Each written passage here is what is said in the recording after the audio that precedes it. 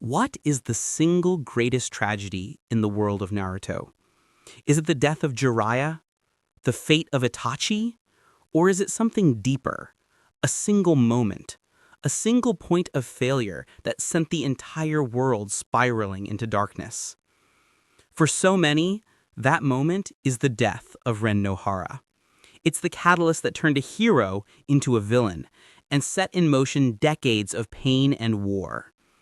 But what if it didn't happen? What if, in that fateful moment, Kakashi's Chidori missed its mark? What if the hidden mist ninja were defeated and Rin survived? Today we explore the ultimate what-if scenario.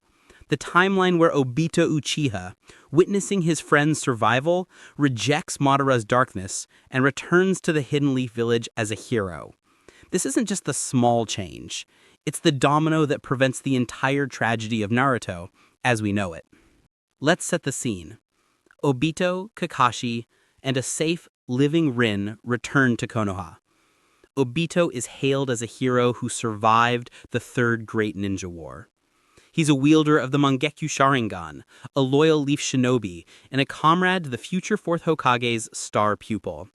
The village celebrates, but the biggest change isn't the parade. It's what doesn't happen next. The Nine Tails attack. It's the foundational disaster of the entire series. But who orchestrated it? A masked man, Tobi, who we know was a bitter, manipulated Obito. In this new timeline, there is no Tobi. There's no one with Obito's specific knowledge of Konoha's barriers or Kushina's pregnancy. There's no one with a Mangekyo Sharingan powerful enough to control the Nine Tails and set it loose on the village. The attack on Konoha is completely averted, and that means the most heartbreaking consequence of that night never comes to pass. Minato Namikaze and Kushina Uzumaki survive. The Fourth Hokage doesn't have to sacrifice his life to seal Kurama away. His wife doesn't die beside him. The Konoha's yellow flash and the red-hot habanero live on to raise their son. This leads us to our next massive ripple effect, the life of Naruto Uzumaki. Gone is the lonely orphan, hated by the village for the beast sealed inside him. In his place is Naruto Namikaze, the son of the beloved Fourth Hokage. He grows up not in a small empty apartment, but in a home filled with love. He's trained by a genius father, doted on by a powerful mother, and likely spoiled by his father's old sensei, Jiraiya. Naruto's childhood wouldn't be a source of trauma, but a source of strength. And he would have another powerful influence in his life, Uncle Obito.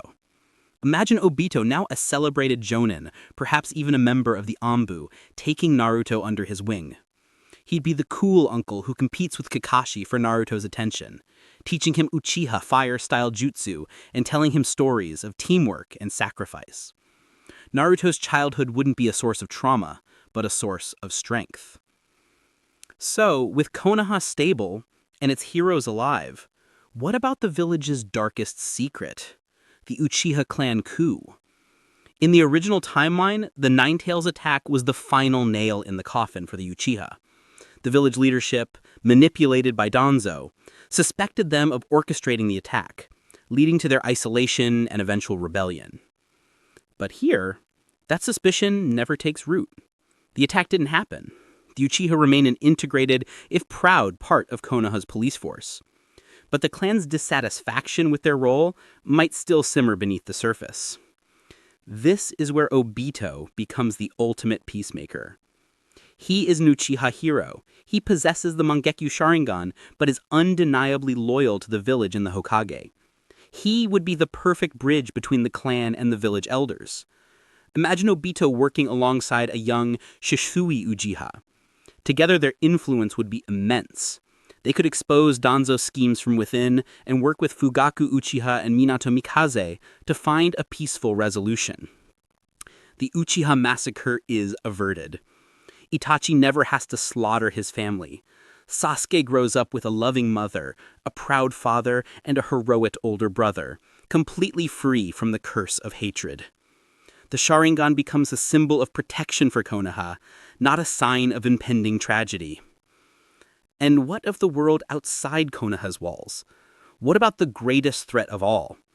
The Akatsuki. Without Obito, there is no Tobi to whisper in Nagato's ear.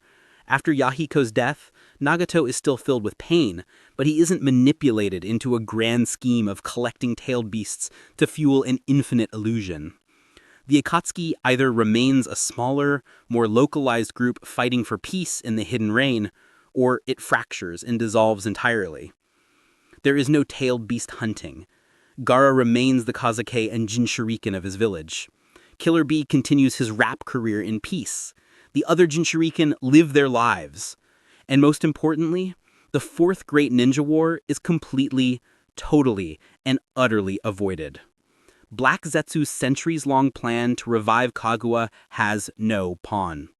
There is no Tobi to declare war on the world, no reanimated army, and no infinite Tsukuyomi. The world, while not perfect, is spared its greatest cataclysm. So what does this timeline look like? Minato and Kushina are alive. Naruto grows up loved and powerful. The Uchiha clan is a thriving, respected part of Konoha. Itachi and Sasuke are heroes. The Sharingan becomes a symbol of protection for Konoha, not a sign of impending tragedy. And all of it, every single positive change, stems from one single moment. The moment a boy lost to darkness was given a reason to come back into the light. The story of Naruto we know is one of overcoming hatred and breaking cycles of pain. But in this timeline, thanks to Obito's return, those cycles were never allowed to begin. It's a reminder that sometimes the greatest act of a hero isn't winning a war, it's preventing one from ever starting.